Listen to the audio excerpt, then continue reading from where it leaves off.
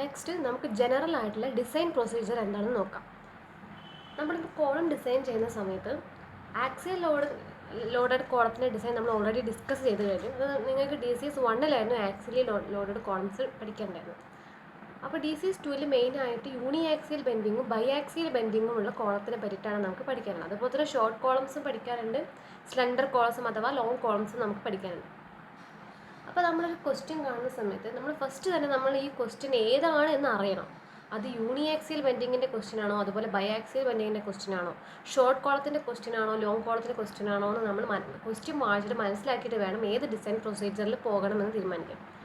അപ്പോൾ ജനറലായിട്ട് ഒരു യൂണി axial bending ഉള്ള ഒരു കോളത്തിൻ്റെ ഡിസൈനാണ് നമ്മളിപ്പം ഡിസൈൻ സ്റ്റെപ്സാണ് നമ്മൾ പറയാൻ പോകുന്നത്. അപ്പോൾ അതിൽ ഫസ്റ്റ് സ്റ്റെപ്പ് എന്ന് പറയുന്നത് സ്റ്റെപ്പ് 1 എന്ന് പറഞ്ഞു കഴിഞ്ഞാൽ കാൽക്കുലേഷൻ ഓഫ് ഇഫക്റ്റീവ് ലെങ്ത്.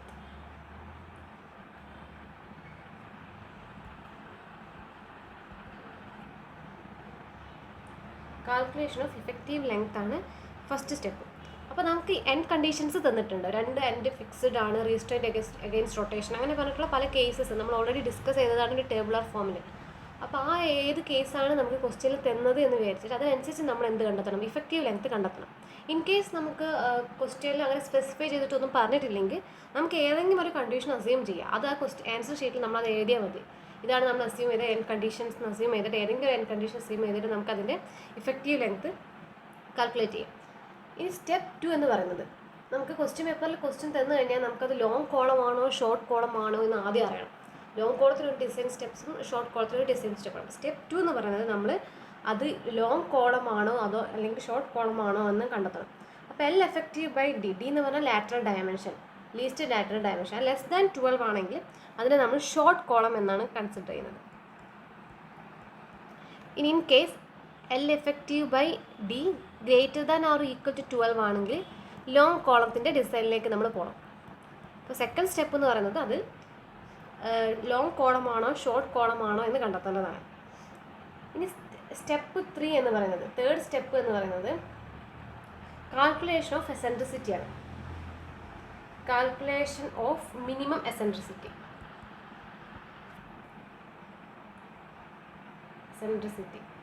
അതായത് നമ്മൾ പറഞ്ഞു നമ്മളെ ലോഡ് കറക്റ്റായിട്ട് അതിൻ്റെ സെൻറ്ററിലാണ് ആക്ട് ചെയ്യുന്നത്, ആക്സിയലി ലോഡഡ് കോളമാണ് എന്ന് നമ്മൾ പറഞ്ഞു. അപ്പോൾ ആക്സിയലി ലോഡഡ് കോളത്തിൻ്റെ ഡിസൈൻ പ്രൊസീജിയറിലേക്കാണ് നമ്മൾ കൊണ്ടുവരുന്നത്. അപ്പോൾ കറക്റ്റ് സെൻറ്റർ ആണെന്നില്ല, നമുക്കൊരു 5% ലാറ്ററൽ ഡയമെൻഷൻ്റെ ഉള്ളിൽ വന്നാൽ മതി. അതായത് 0.05D ഉള്ളിൽ എവിടെ വേണമെങ്കിൽ D ആണ് അതിൻ്റെ ലാറ്ററൽ ഡയമെൻഷൻ എങ്കിൽ അതിൻ്റെ ഉള്ളിൽ എവിടെ ആ ലോഡ് ആക്ട് ചെയ്താലും അതിന് നമ്മൾ എന്താ ആക്സിയലി ലോഡഡ് കോളംസ് ആയിട്ടാണ് കൺസിഡർ ചെയ്യുന്നത്. അപ്പോൾ നമ്മളെ ക്വസ്റ്റ്യനിൽ അതിൽ ആക്സിയലി ലോഡഡ് കോളമാണോ അതോ അത് അവിടെ ഒരു എസെൻട്രിസിറ്റി പ്രസൻ്റ് ആണെങ്കിൽ അവിടെ എന്തുകൂടെ ഉണ്ടാവാൻ ചാൻസ് ഉണ്ട്, ഒരു മൊമെൻറ്റും കൂടി ഉണ്ടാവാൻ ചാൻസ് ഉണ്ട്. അപ്പോൾ നമ്മൾ ഡിസൈൻ ചെയ്യുന്ന കോളം എന്ന് പറയുന്നത് ലോഡും അതുപോലെ തന്നെ ഫാക്ടർ ലോഡും കൺസിഡർ ചെയ്യണം, അതുപോലെ തന്നെ മൊമെൻറ്റും കൺസിഡർ ചെയ്യണം. ഇത് രണ്ടിൻ്റെയും കൂടി ഡിസൈൻ ബെൻഡിങ്ങും ലോഡും കൺസിഡർ ചെയ്തിട്ടുള്ള ഡിസൈൻ ആയിരിക്കണം നമ്മൾ പോകുന്നുണ്ട്. അപ്പോൾ നമ്മൾ മിനിമം എസെൻട്രിസിറ്റി കാൽക്കുലേറ്റ് ചെയ്യണം. ആ മിനിമം എസെൻട്രിസിറ്റിൻ്റെ ഉള്ളിലാണോ നമ്മുടെ ലോഡ് വരുന്നത് എന്ന് നോക്കണം. അങ്ങനെയാണെങ്കിൽ അത് ആക്സിയൽ ലോഡഡ് കോളമാണ്. Otherwise it is consider as a axial bending column. അത് യൂണി ആക്സിയൽ ബെൻഡിങ്ങോ ആവോ അല്ലെങ്കിൽ ബൈ ആക്സിയൽ ബെൻഡിങ്ങോ ആവും. ഇപ്പോൾ ഒരു ആക്സിസിൽ മാത്രമാണ് ബെൻഡിങ് എങ്കിൽ, ഒരു ആക്സിസിൽ മാത്രമാണ് എസെൻട്രിസിറ്റി പ്രസൻറ്റ് എങ്കിൽ അത് യൂണി ആക്സിയൽ ബെൻഡിങ്ങും, 2 ആക്സിസിലും ഒരു എസെൻട്രിസിറ്റി പ്രസൻറ്റ് ആണെങ്കിൽ ബൈ ആക്സിയൽ ബെൻഡിങ്ങുമായിട്ടാണ് നമ്മൾ കൺസിഡർ ചെയ്യുന്നത്. അപ്പോൾ നമുക്ക് തന്ന ക്വസ്റ്റ്യനിൽ നിന്ന് നമ്മൾ എന്ത് ചെയ്യണം, മിനിമം എസെൻട്രിസിറ്റി കണ്ടെത്തണം. അപ്പോൾ മിനിമം എസെൻട്രിസിറ്റി കണ്ടെത്താൻ വേണ്ടിയിട്ട് കോഡിൽ പേജ് നമ്പർ 42-ൽ ക്ലോസ് 25.4 പറഞ്ഞിട്ടുണ്ട് മിനിമം എസെൻട്രിസിറ്റിൻ്റെ ഇക്വേഷൻ. അപ്പം ഈ മിനിമം എന്ന് പറഞ്ഞാൽ L divided by 500 plus D divided by 30. Here L is unsupported length of the column. Unsupported length ആണ് L. D എന്ന് പറഞ്ഞാൽ ലാറ്ററൽ ഡയമെൻഷൻ. ഇത് വെച്ച് ചെയ്യുന്നു. ഈ ചെയ്ത് കിട്ടുന്ന എന്താണോ അതാണ് നമ്മുടെ മിനിമം എസെൻട്രിസിറ്റി. ആ ഒരു വാല്യൂൻ്റെ ഉള്ളിലാണ് നമ്മുടെ ലോഡ് ആക്ട് ചെയ്യുന്നതെങ്കിൽ അവിടെ എന്തുണ്ടാകുന്നില്ല, ബെൻഡിങ് ഉണ്ടാകുന്നില്ല.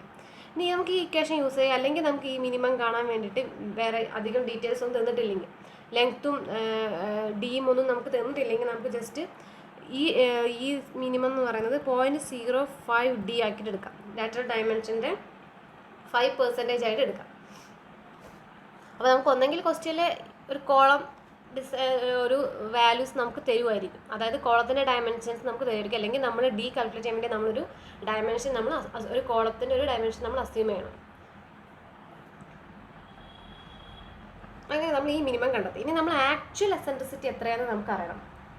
ആക്ച്വൽ എസെൻട്രിസിറ്റി എവിടെയാണെന്ന് അറിഞ്ഞാലാണ് ആ ആക്ച്വൽ എസെൻട്രിസിറ്റി ഈ മിനിമത്തിനുള്ളിൽ വരുമോ അല്ലെങ്കിൽ പുറത്താണോ എന്ന് നമുക്ക് മനസ്സിലാവാൻ പറ്റും. അപ്പോൾ ആക്ച്വൽ എസെൻട്രിസിറ്റി ഒന്നെങ്കിൽ ഡയറക്റ്റ്ലി എസെൻട്രിസിറ്റി ഇത്രയാണെന്ന് ക്വസ്റ്റ്യനിൽ തന്നിട്ടുണ്ടാവും, അല്ലെങ്കിൽ നമുക്ക് മൊമെൻറ്റും ലോഡും തന്നിട്ടുണ്ടെങ്കിൽ നമുക്കറിയാം മൊമെൻറ്റ് എന്ന് പറഞ്ഞു കഴിഞ്ഞാൽ ലോഡ് ഇൻറ്റു എസെൻട്രിസിറ്റിയാണ്. അപ്പോൾ eccentricity is equal to mu/pu എന്ന് വെച്ചിട്ട് നമുക്ക് എസെൻട്രിസിറ്റി കണ്ടെത്താൻ പറ്റും. ഇനി സ്റ്റെപ്പ് 4 എന്ന് പറയുന്നത് കാൽക്കുലേഷൻ ഓഫ് ഫാക്ച്വേർഡ് ലോഡാണ്.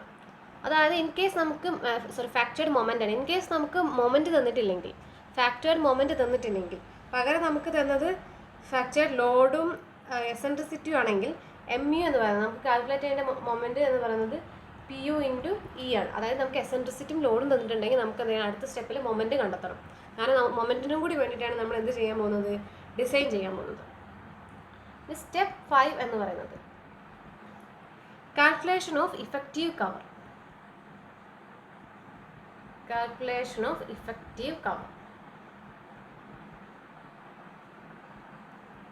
അപ്പോൾ ഇഫക്റ്റീവ് കവർ എന്താണെന്ന് നമ്മൾ അറിഞ്ഞിരിക്കണം. ഇഫക്റ്റീവ് കവർ എന്ന് പറഞ്ഞാൽ ഇതാണ് നമ്മുടെ കോളം സെക്ഷൻ എന്ന് കരുതുക. നമ്മളിവിടെ റെയിൻഫോഴ്സ്മെൻറ്റ് കൊടുത്തിട്ടുണ്ട്. നമ്മൾ മിനിമം ഒരു ക്ലിയർ കവർ വിട്ടിട്ടാണ് നമ്മൾ എന്ത് ചെയ്യുക, കോളം റെയിൻഫോഴ്സ്മെൻറ്റ് പ്രൊവൈഡ് ചെയ്യുക. അതായത് ഈ കോളത്തിൻ്റെ ഈ ക്രോസ് സെക്ഷൻ്റെ ബോർഡും അതുപോലെ തന്നെ ഈ ഒരു റെയിൻഫോഴ്സ്മെൻറ്റിൻ്റെ ഈ ഒരു എൻഡും തമ്മിലുള്ള ഈ ഒരു ഗ്യാപ്പിനെയാണ് നമ്മൾ ക്ലിയർ കവർ എന്ന് പറയുന്നത്. സ്മോൾ d എന്നാണ് റെപ്രസെൻ്റ് ചെയ്യുന്നത്. ഇതാണ് ക്ലിയർ കവർ എന്ന് പറയുന്നത്. അപ്പോൾ ക്ലിയർ കവർ യൂഷ്വലി നമ്മൾ കോളത്തിന് കൊടുക്കാറെന്ന് പറഞ്ഞാൽ 40 mm. നമുക്ക് ക്വസ്റ്റ്യൻ ഒന്നും പറഞ്ഞിട്ടില്ലെങ്കിൽ നമുക്ക് യൂഷ്വലി 40 mm സെലക്ട് ചെയ്യാം. അങ്ങനെയാണെങ്കിൽ ഇഫക്റ്റീവ് കവർ എന്ന് പറയുന്നത് ഈ റെയിൻഫോഴ്സ്മെൻറ്റിൻ്റെ സെൻറ്റർ മുതൽ ഇതിൻ്റെ ബോട്ടം വരെ ഉള്ളതിനെയാണ് നമ്മൾ എന്ത് പറയുന്നത്, ഇഫക്റ്റീവ് കവർ എന്ന് പറയുന്നത്. അപ്പോൾ ഈ റെയിൻഫോഴ്സ്മെൻറ്റിൻ്റെ ഒരു ഹാഫ് ഡയമീറ്ററും കൂടി നമ്മൾ ഏതിലേക്ക് ആഡ് ചെയ്യുന്നുണ്ട്, ഇഫക്റ്റീവ് കവർ എന്ന് പറയുന്നതിലേക്ക്. അപ്പോൾ ഇഫക്റ്റീവ് കവർ എന്ന് പറഞ്ഞാൽ D'. അപ്പോൾ നമുക്ക് എന്ത് ചെയ്യാം, D' എന്ന് പറഞ്ഞാൽ D plus clear cover plus ഡയമീറ്ററിൻ്റെ ഒരു പകുതി കൂടി ആഡ് ചെയ്താലാണ് എന്ത് കിട്ടുക, ഇഫക്റ്റീവ് കവർ എന്ന് പറയുന്നത്. അപ്പോൾ ഡയമീറ്റർ ഓഫ് ബാർ എന്താണെന്ന് നമുക്ക് അറിയണം. ഡയമീറ്റർ ഓഫ് ബാറാണ് നമ്മൾ ഡിസൈൻ ചെയ്യാൻ പോകുന്നത്. അപ്പോൾ നമുക്ക് എന്ത് ചെയ്യാം, ഡയമീറ്റർ ഓഫ് ബാർ നമുക്ക് ഇതിന് വേണ്ടി നമുക്ക് എന്ത് ചെയ്യാം, അസ്യൂം ചെയ്യാം. അപ്പോൾ യൂഷ്വലി നമ്മൾ സെലക്ട് ചെയ്യുന്ന ഡയ എന്ന് പറഞ്ഞു കഴിഞ്ഞാൽ 16, 20, 25, 30 ആ ഒരു റേഞ്ചിലാണ് നമ്മൾ ഇതിന് ലോജിറ്റ്യൂഡിനൽ റെയിൻഫോഴ്സ്മെൻറ്റിൻ്റെ ഡയ ആയിട്ട് നമ്മൾ സെലക്ട് ചെയ്യുന്നത്. അപ്പോൾ ആ ഡയമീറ്ററിൻ്റെ ഒരു ഹാഫും കൂടി ആഡ് ചെയ്താൽ നമുക്ക് എന്ത് ചെയ്യും, ഇഫക്റ്റീവ് ആയിട്ടുള്ള കവർ എത്രയെന്ന് കിട്ടും. അതിനുശേഷം നമ്മൾ എത്ര സ്റ്റീൽ വേണമെന്ന് എത്ര പെർസെൻറ്റേജ് ഓഫ് സ്റ്റീലാണ് നമുക്ക് വേണ്ടതെന്ന് നമുക്ക് കാൽക്കുലേറ്റ് ചെയ്യണം. അപ്പോൾ എത്ര പെർസെൻറ്റേജ് ആണ് കാൽക്കുലേറ്റ് ചെയ്യുന്നതെന്ന് നമ്മൾ എന്ന് വെച്ചാൽ SP60 കുറേ ചാർട്ട് കൊടുത്തിട്ടുണ്ട്. ആ ചാർട്ടിൽ നിന്നാണ് നമ്മൾ എത്ര പെർസെൻറ്റേജ് സ്റ്റീലാണ് നമുക്ക് വേണ്ടതെന്ന് നമുക്ക് സെലക്ട് ചെയ്യണം. അപ്പോൾ നമ്മുടെ സ്റ്റെപ്പ് 6 എന്ന് പറഞ്ഞു കഴിഞ്ഞാൽ സെലക്ഷൻ ഓഫ് SP16 ചാർട്ടാണ്. Selection of SP16 chart. അപ്പോൾ ഈ SP16 ചാർട്ട് നമുക്ക് സെലക്ട് ചെയ്യണമെങ്കിൽ ഒരുപാട് ചാർട്ട് ഉണ്ട് ആ ഒരു കോഡിൽ. അപ്പോൾ നമുക്ക് ഏത് ചാർട്ടാണ് വേണ്ടതെന്ന് നമ്മൾ കൺസിഡർ ചെയ്യണം. അപ്പോൾ അതിൽ ഫസ്റ്റ് നമ്മൾ എന്ത് ക്രൈറ്റീരിയ നോക്കിയിട്ടാണ് സെലക്ട് ചെയ്യുന്നതെന്ന് വെച്ചാൽ ഷേപ്പ് ഓഫ് ദി കോളം. നമുക്ക് ക്വസ്റ്റ്യനിൽ പറഞ്ഞിട്ടുണ്ട് സർക്കുലർ കോളമാണോ നിങ്ങൾ ഡിസൈൻ ചെയ്യേണ്ടത്, അല്ലെങ്കിൽ ഒരു റെക്റ്റാങ്കുലർ ഷേപ്പ്ഡ് കോളമാണോ എന്ന് നമുക്ക് ക്വസ്റ്റ്യനിൽ പറഞ്ഞിട്ടുണ്ട്. അപ്പോൾ നമ്മൾ ഡിസൈൻ ചെയ്യാൻ പോകുന്നത് സ്ക്വയർ ആണെങ്കിലും റെക്റ്റാങ്കിൾ ആണെങ്കിലും നമ്മൾ റെക്റ്റാങ്കിൾ എന്ന് പറഞ്ഞ സെക്ഷനിലുള്ള ചാർട്ടാണ് സെലക്ട് ചെയ്യേണ്ടത്.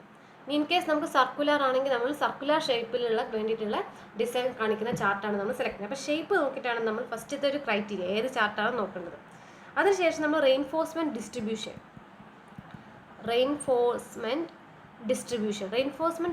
മീൻസ് നമ്മൾക്ക് ഈ റെയിൻഫോഴ്സ്മെൻറ്റ് നമ്മളൊരു കോളം സെക്ഷൻ ഉണ്ടെങ്കിൽ ഈ കോളം സെക്ഷനിൽ 4 സൈഡിലുമായിട്ട് നമുക്ക് എന്ത് കൊടുക്കാം, റെയിൻഫോഴ്സ്മെൻറ്റ് കൊടുക്കാം. അല്ലെങ്കിൽ നമുക്ക് ഈ കോളം സെക്ഷൻ്റെ 2 സൈഡിൽ മാത്രമായിട്ട് റെയിൻഫോഴ്സ്മെൻറ്റ് പ്രൊവൈഡ് ചെയ്യാം. അപ്പോൾ നമ്മൾ ഏത് രീതിയിലാണ് നമ്മൾ റെയിൻഫോഴ്സ്മെൻറ്റ് കൊടുക്കാൻ പോകുന്നത്, 2 സൈഡഡ് ആണോ അല്ലെങ്കിൽ 4 സൈഡഡ് ആണോ എന്നുള്ള അതിനനുസരിച്ച് നമുക്ക് എന്ത് ചെയ്യാം, അടുത്ത ആ ചാർട്ട് ഏതാണെന്നൊന്നുകൂടെ കറക്റ്റ് ചെയ്യാം. പിന്നെ മൂന്നാമത്തെ ക്രൈറ്റീരിയ എന്ന് പറയുന്നത് ഗ്രേഡ് ഓഫ് സ്റ്റീൽ. അപ്പോൾ ഗ്രേഡ് ഓഫ് സ്റ്റീൽ, അപ്പോൾ ഈ ഗ്രേഡ് ഓഫ് സ്റ്റീൽ എന്ന് പറയുന്നത് കുറേ ടൈപ്പ് ഉണ്ടെന്ന്. FE415 ഉണ്ടാവും, അതുപോലെ തന്നെ FE250 ഉണ്ടാവും. അപ്പോൾ നമുക്ക് ഏതാണ് നമ്മളെ ക്വസ്റ്റ്യൻ തന്നെ ഗ്രേഡ്, അല്ലെങ്കിൽ നമ്മൾ അസ്യൂം ചെയ്ത ഗ്രേഡ് ഏതാണെന്ന് അനുസരിച്ച് നമുക്ക് ആ ഒരു ചാർട്ട് സെലക്ട് ചെയ്യണം. അതുപോലെ തന്നെ അതിന് ലാസ്റ്റ് ഒരു ക്രൈറ്റീരിയ എന്ന് പറയുന്നത് D'/D ആണ്. D'/D എന്ന് പറയുന്നത് നമ്മുടെ effective cover divided by dimension of lateral dimension of the column. അപ്പോൾ നമ്മൾ അസ്യൂം ചെയ്യുന്നതിനനുസരിച്ച് D'/D എന്ന് പറഞ്ഞു വരും. അപ്പോൾ D'/D എന്ന് പറയുന്നത് 0.1, 0.15, 0.2 എന്ന് പറഞ്ഞിട്ട് പല ചാർട്ടുകളും ഉണ്ട്. അപ്പോൾ ഇതിനെ ബേസ് ചെയ്തിട്ട് നമുക്ക് എന്ത് ചെയ്യാം, നമ്മുടെ ചാർട്ട് ഏതാണ് സെലക്ട് ചെയ്യുക. അപ്പോൾ നമുക്ക് ഇൻ ബിറ്റ്വീൻ ദീസ് 2 വാല്യൂസ് ആണ് വന്നതെങ്കിൽ നമ്മൾ ഇൻ്റർപോളേറ്റ് ചെയ്ത് ഈ 2 ചാർട്ടും കൺസിഡർ ചെയ്തിട്ട് നമ്മൾ വാല്യൂ സെലക്ട് ചെയ്തിട്ട് ഇൻ്റർപോളേറ്റ് ചെയ്യണം. അല്ലെങ്കിൽ നമുക്ക് ഹയർ വാല്യൂ വെച്ചിട്ട് ഡിസൈൻ ചെയ്യാം. നമുക്ക് ഡിസൈൻ ചെയ്യാം. ഇതാണ് നമ്മൾ കൺസിഡർ ചെയ്യുന്ന 4 ക്രൈറ്റീരിയ. അപ്പോൾ ഈ 4 ക്രൈറ്റീരിയൻ്റെ ബേസിസിലാണ് നമ്മൾ ഏത് ചാർട്ടാണ് വേണ്ടതെന്ന് സെലക്ട് ചെയ്യേണ്ടത്. അതിനുശേഷം നമ്മൾ ചെയ്യേണ്ട സ്റ്റെപ്പ് എന്ന് പറഞ്ഞാൽ സ്റ്റെപ്പ് 7 എന്ന് പറയുന്നത് ആ ചാർട്ട് സെലക്ട് ചെയ്തിട്ട് ആ ചാർട്ടിൽ നിന്ന് പെർസെൻറ്റേജ് ഓഫ് സ്റ്റീൽ കാൽക്കുലേറ്റ് ചെയ്യുകയാണ് വേണ്ടത്. അപ്പോൾ അതിന് വേണ്ടി നമുക്ക് ഒരു ഗ്രാഫ് പോലെയായിരിക്കും നമുക്ക് തന്നിട്ടുണ്ടാവുക. അപ്പോൾ ഗ്രാഫിൽ ഇങ്ങനെയായിരിക്കും നമ്മളെ ഒരു ഗ്രാഫ് ഉണ്ട്. ഇതൊരു ഇൻട്രാക്ഷൻ ഗ്രാഫ് എന്നാണ് പറയുക. അപ്പോൾ ഇതൊരു എക്സ് ആക്സിസിൽ നമ്മൾ MU/FCK/BD² എന്നുണ്ടാവും. വൈ ആക്സിസ് എന്ന് പറഞ്ഞാൽ PU/FCK/BD ആയിരിക്കും. അപ്പോൾ നമ്മൾ അസ്യൂം ചെയ്ത ഡാറ്റയും ഗിവൺ ഡാറ്റയും ഉപയോഗിച്ചിട്ട് നമ്മൾ എക്സ് ആക്സിസിലും വൈ ആക്സിസിലുള്ള വാല്യൂസ് കണ്ടെത്തുക. എന്നിട്ട് അത് രണ്ടും കൂടി ഇൻ്റർസെപ്റ്റ് ചെയ്യുന്ന പോയിന്റ്, അതിന് കറസ്പോണ്ടിങ് ആയിട്ട് ഏത് കേവ് ആണോ നമുക്ക് കിട്ടുന്നത് ആ കേവിന് കറസ്പോണ്ടിങ് ആയിട്ടുള്ള P/FCK. അപ്പോൾ ഈ ഓരോ ഗ്രാഫിലും P/FCK എന്നുള്ള ടേമിൽ percentage of steel divided by FCK എന്ന ടേമിൽ നമുക്ക് വാല്യൂ കിട്ടും. അപ്പോൾ ഏത് കേവിലാണോ മീറ്റ് ചെയ്യുന്നത് ആ കേവിൽ നിന്ന് നമ്മൾ P/FCK എന്ന് പറഞ്ഞ വാല്യൂ സെലക്ട് ചെയ്യും. അതാണ് നമ്മുടെ പെർസെൻറ്റേജ് ഓഫ് സ്റ്റീൽ എന്ന് പറയുന്നത്. അപ്പോൾ ഈ പെർസെൻറ്റേജ് ഓഫ് സ്റ്റീൽ എന്ന് പറയുന്നത് in between percentage of steel നമ്മൾ കാൽക്കുലേറ്റ് ചെയ്താൽ കിട്ടേണ്ടത് ഇൻ ബിറ്റ്വീൻ 0.8 and 6% ആണ്. അപ്പോൾ നമ്മൾ ഓൾറെഡി ഡിസ്കസ് ചെയ്താണ് മിനിമം റെയിൻഫോഴ്സ്മെൻറ്റ് എന്ന് പറയുന്നത്, മിനിമം പെർസെൻറ്റേജ് റെയിൻഫോഴ്സ്മെൻറ്റ് എന്ന് പറയുന്നത് 0.8%, മാക്സിമം എന്ന് പറയുന്നത് 6%.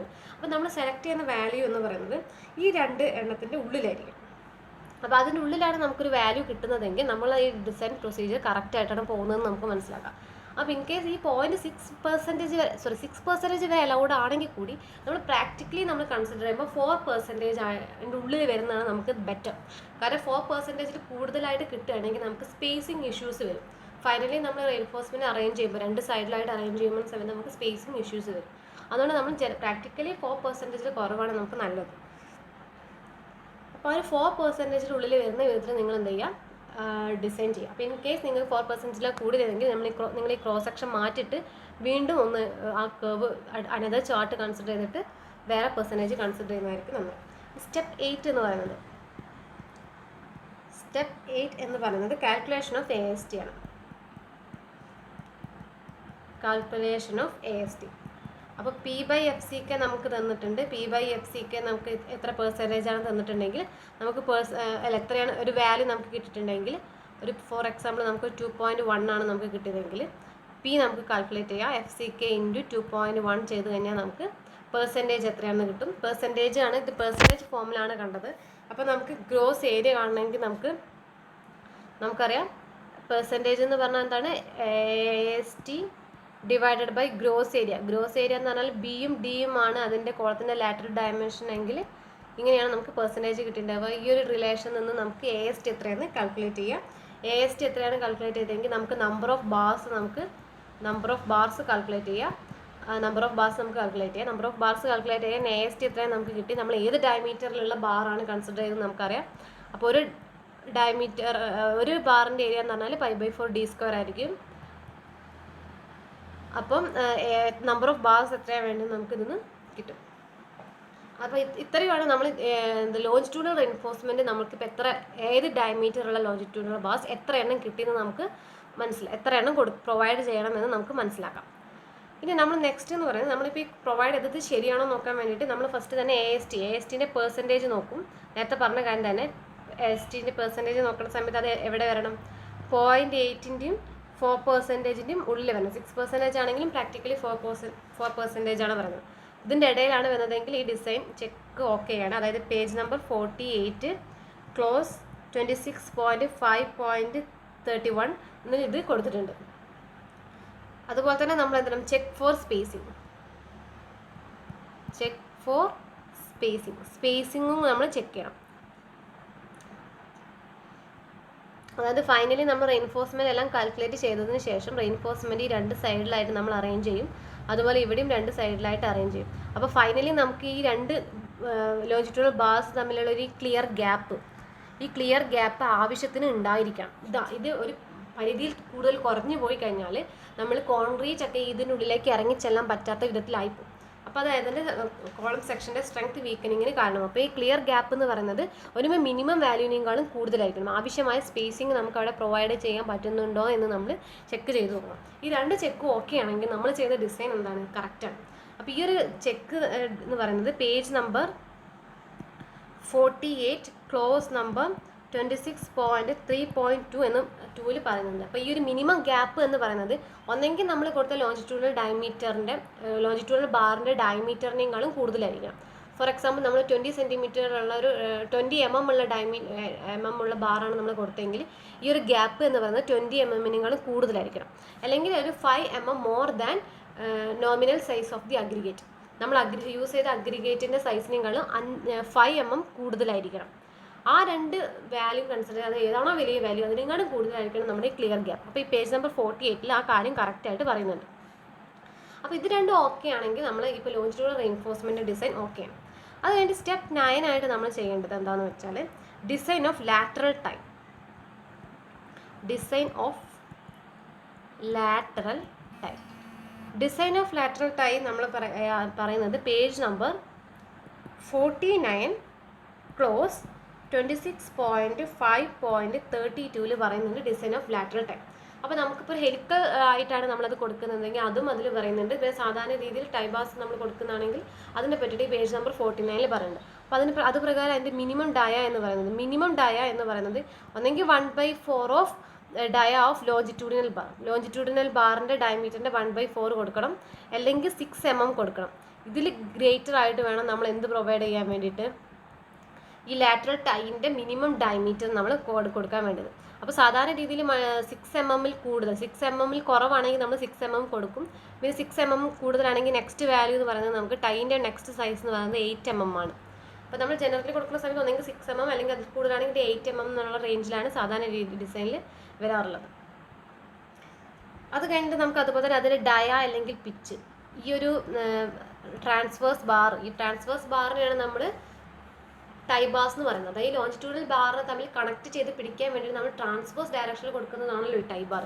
അപ്പോൾ അത് തമ്മിലുള്ള സ്പേസിങ്ങും ആ പേജ് നമ്പർ 49-ൽ തന്നെ പറയുന്നുണ്ട്. അതിൻ്റെ ഡയമീറ്ററിനെ പറ്റിയിട്ട്, അതിൻ്റെ പിച്ചിനെ പറ്റിയിട്ട്, അതിൻ്റെ പിച്ചിന് സെലക്ട് ചെയ്യാനുള്ള ക്രൈറ്റീരിയാസ്. അപ്പോൾ അതിൻ്റെ പിച്ച് സെലക്ട് ചെയ്യാനുള്ള ക്രൈറ്റീരിയ എന്ന് പറയുന്നത് 3 ക്രൈറ്റീരിയ ഉണ്ട്. അതിൽ ഫസ്റ്റ് എന്ന് പറയുന്നത് ലീസ്റ്റ് ലാറ്ററൽ ഡയമെൻഷൻ ഓഫ്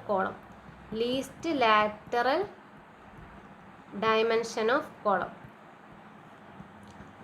അല്ലെങ്കിൽ 16 times diameter of longitudinal bar, otherwise 300 mm. ഒരിക്കലും ആ സ്പേസിങ് ഈ ഒരു 3 വാല്യൂവിൽ കൂടുതലാകരുത്. ഈ 3 വാല്യൂവിൽ ഏതാണോ മിനിമം അതാണ് നമ്മൾ സ്പേസിങ് ആയിട്ട് സെലക്ട് ചെയ്യേണ്ടത്. അതായത് ഒരുപാട് അകന്നാണ് നമ്മൾ അത് പ്ലേസ് ചെയ്യുന്നതെങ്കിൽ അത് സ്ട്രെങ്ത് കുറയ്ക്കാനാണ് ചാൻസ് ആവുക. അപ്പോൾ ഈ ഒരു 3 വാല്യൂവിൽ ഏതാണോ ലീസ്റ്റ് അതിന് കറസ്പോണ്ടിങ് ആയിട്ടാണ് നമ്മൾ പിച്ച് പ്രൊവൈഡ് ചെയ്യുന്നത്. അതും നമ്മൾ പേജ് നമ്പർ 49-ൽ പറയുന്നുണ്ട്. അപ്പോൾ ഈ ഒരു ട്രാൻസ്വേഴ്സ് ബാറിൻ്റെ അല്ലെങ്കിൽ ടൈ ബാറിൻ്റെ ഡയമീറ്ററും അതുപോലെ തന്നെ അതിൻ്റെ സ്പേസിങ്ങും കൂടി സെലക്ട് ചെയ്ത് കഴിഞ്ഞാൽ നമ്മൾ കംപ്ലീറ്റ് കോളത്തിൻ്റെ ഡിസൈനായി. അതിനുശേഷം എന്ന് പറയുന്നത് നമ്മൾ അതിൻ്റെ സ്റ്റെപ്പ് 9 എന്ന് പറയുന്നത് അതിൻ്റെ ഡീറ്റെയിലിംഗ് ആണ്. അതിൻ്റെ ഡീറ്റെയിലിംഗ് എഴുതി വെക്കുക എന്നാണ്. ഡീറ്റെയിലിംഗ് എഴുതി വെക്കുക എന്ന് പറഞ്ഞാൽ ലോഞ്ചിറ്റ്യൂഡിനൽ ബാർ ഉണ്ടെങ്കിൽ അതിൻ്റെ ഡയമീറ്റർ, അതിൻ്റെ നമ്പർ, അതുപോലെ ട്രാൻസ്വേഴ്സ് ബാർ, അതിൻ്റെ ഡയമീറ്റർ, അതിൻ്റെ സ്പേസിങ്, അതുപോലെ നമ്മുടെ കോളം സൈസ്, ഇതെല്ലാം ഡീറ്റെയിൽ ആയിട്ട് ഒന്നുകൂടെ ഫൈനലി കൺക്ലൂഡ് ചെയ്ത് വെക്കുന്നതാണ് നമ്മൾ സ്റ്റെപ്പ് 9 എന്ന് പറയുന്നത്. അപ്പോൾ ഇത് കൺക്ലൂഡ് ചെയ്ത് എഴുതി വെക്കുകയും വേണം നിങ്ങൾ. അതുപോലെ തന്നെ ഇതിൻ്റെ ഫിഗറും വരയ്ക്കണം. അപ്പോൾ ഇതിൻ്റെ ഒരു ഫിഗർ എന്ന് പറഞ്ഞാൽ ഇപ്പം നമ്മുടെ കോളം ഇങ്ങനെയാണ് വരയ്ക്കുക. ഇതാണ് നമ്മുടെ കോളം. അപ്പോൾ ഈ കോളം ഇങ്ങനെ കണ്ടിന്യൂ ചെയ്ത് പോകുന്നുണ്ട്. അപ്പോൾ ഇവിടെ നമ്മൾ ബാസ് കൊടുത്തു, ലോഞ്ചിറ്റ്യൂഡൽ ബാർ ഇങ്ങനെ പ്രൊവൈഡ് ചെയ്യും. ഒരു 4 ലോഞ്ചിറ്റ്യൂഡൽ ബാറാണ് പ്രൊവൈഡ് ചെയ്യുന്നതെങ്കിൽ അപ്പോൾ 4 ലോഞ്ചിറ്റ്യൂഡൽ ബാർ നമ്മളിങ്ങനെ പ്രൊവൈഡ് ചെയ്ത് വെക്കും. അപ്പോൾ ഈ ഒരു ബ്ലൂ കളറിൽ കാണിച്ചതാണ് നമ്മൾ ലോഞ്ചിറ്റ്യൂഡിനൽ ബാർസ് എന്ന് പറയുന്നത്. അപ്പോൾ അതിൻ്റെ സൈസ് എത്രയാണെന്ന് 25 ആണെങ്കിൽ 25 ഫോർ നമ്പർ എത്രയാണെന്നോ നമ്മൾ അവിടെ എഴുതി വെക്കണം. അതുപോലെ ഈ ഒരു ബാറിൻ്റെ കണക്ട് ചെയ്ത് പിടിക്കാൻ, ഇതിനെ ഹോൾഡ് ചെയ്ത് പിടിക്കാൻ വേണ്ടി നമ്മൾ പ്രൊവൈഡ് ചെയ്യുന്നതാണ് ഏത് ടൈ ബാർസ് എന്ന് പറയുന്നത്. അപ്പോൾ നമ്മളിവിടെ ടൈ ബാർസ് നമ്മളിവിടെ കൊടുത്തിട്ടുണ്ടാവും. ഇതാണ് നമ്മുടെ ടൈ ബാർസ്. അപ്പോൾ ഇതിൽ ഏതെങ്കിലും 2 എണ്ണം കാണിച്ചിട്ട് ഏതാ 6 mm ടൈ ബാർ അറ്റ് എത്രയാണോ സ്പേസിങ്. ഇപ്പോൾ 300 mm ആണ് spacing, 300 mm centre to centre spacing. ഈ ഒരു സ്പേസിങ്, ഈ 2 ബാർ തമ്മിലുള്ള ഈ ഒരു സ്പേസിങ്ങിനെയാണ് നമ്മൾ എന്ത് പറയുന്നത് 300 mm. അതാണ് അതിൻ്റെ സ്പേസിങ് എന്ന് നമ്മൾ പിച്ച് എന്ന് പറഞ്ഞ് കാണിച്ചത്. അപ്പോൾ ഇതാണ് അതിൻ്റെ ഒരു ഫിഗർ. ഇനിയിപ്പോൾ അതുപോലെ തന്നെ നമുക്ക് പ്ലാൻ വ്യൂവിൽ നോക്കുകയാണെങ്കിൽ, അപ്പോൾ ഇതിൻ്റെ ഒരു പ്ലാൻ വ്യൂ എന്ന് പറഞ്ഞാൽ ഇതിൻ്റെ കണ്ടിന്യൂഷൻ ആയിട്ട് നമുക്ക് വരയ്ക്കാം.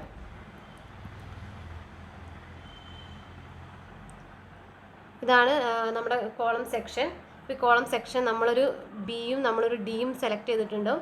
ഈ ബിയും ഡിയും സെലക്ട് ചെയ്തിട്ട് നമ്മൾ ഇതിനുള്ളിൽ എന്ത് കൊടുക്കണം, റെയിൻഫോഴ്സ്മെൻറ്റ് കൊടുക്കണം. അപ്പോൾ റെയിൻഫോഴ്സ്മെൻറ്റ് കൊടുത്തു. അപ്പോൾ നമുക്ക് 4 എണ്ണമാണ് കിട്ടിയതെങ്കിൽ 4 കോർണറിലായിട്ട് ഞാൻ 4 റെയിൻഫോഴ്സ്മെൻറ്റ് കൊടുത്തു. ഇനി ഈ റെയിൻഫോഴ്സ്മെൻറ്റിനെ കണക്ട് ചെയ്തിട്ട് നമ്മൾ എന്ത് കൊടുക്കണം, റെയിൻഫോഴ്സ്മെൻറ്റിനെ കണക്ട് ചെയ്തിട്ട് നമ്മൾ ടൈ ബാർ പ്രൊവൈഡ് ചെയ്യണം. അപ്പോൾ ടൈ ബാർ വരയ്ക്കുമ്പോൾ ശ്രദ്ധിക്കുക, ടൈ ബാർ എപ്പോഴും ഇതിനെ കണക്ട് ചെയ്ത് വരയ്ക്കുന്നതുകൊണ്ട് നമ്മളിത് പുറത്ത് കൂടെ വേണം വരയ്ക്കാൻ. ഇതിനെ കണക്ട് ചെയ്ത് പിടിക്കുകയാണ്. അപ്പോൾ ഇതിൻ്റെ സെൻറ്ററിലൂടെ അല്ല നമ്മളിത് മാർക്ക് ചെയ്യേണ്ടത്, ഇതിന് പുറത്ത് കണക്ട് ചെയ്തിട്ട് വരയ്ക്കുന്ന ഈ ബ്ലൂ കളറിൽ കാണിച്ചിട്ടുള്ളതാണ് ടൈ ബാർ. ഈ ഒരു ബ്ലൂ കളറിലുള്ളതാണ് ലോഞ്ചിറ്റ്യൂഡിനൽ ബാർ. ഇങ്ങനെ ഡീറ്റെയിൽ കൂടി വരച്ച് വെച്ചാൽ അതായത് നിങ്ങൾ ഡിസൈൻ ചെയ്തതിൻ്റെ ഒരു കൺക്ലൂഷൻ ഒറ്റയടിക്ക് ഈ ഒരു ഫിഗറിൽ നിന്ന് മനസ്സിലാവും. അപ്പോൾ ഈ സ്റ്റെപ്പ് 9 കൂടി കഴിഞ്ഞാൽ നിങ്ങളുടെ ഡിസൈൻ കംപ്ലീറ്റ് ആവും. അപ്പോൾ ഇതാണൊരു കോളത്തിൻ്റെ ഒരു കോളത്തിൻ്റെ ജനറൽ സ്റ്റെപ്പ് ഡിസൈൻ പ്രൊസീജിയർ എന്ന് പറയുന്നത്. അപ്പോൾ ഇവിടെ നമ്മൾ കൺസിഡർ ചെയ്ത സമയത്ത് ഒരു യൂണി ആക്സിയൽ ബെൻഡിങ് എന്ന പോലെയാണ് നമ്മൾ ഡിസൈൻ ചെയ്തത്. ഒരു യൂണി ആക്സിൽ, അതായത് SP16 ചാർട്ട് ചെയ്ത് യൂസ് ചെയ്തിട്ട് ഒരു യൂണി ആക്സിയൽ ബെൻഡഡ് കോളത്തിൻ്റെ ഡിസൈനാണ് നമ്മളിപ്പോൾ കൺസിഡർ ചെയ്തത്.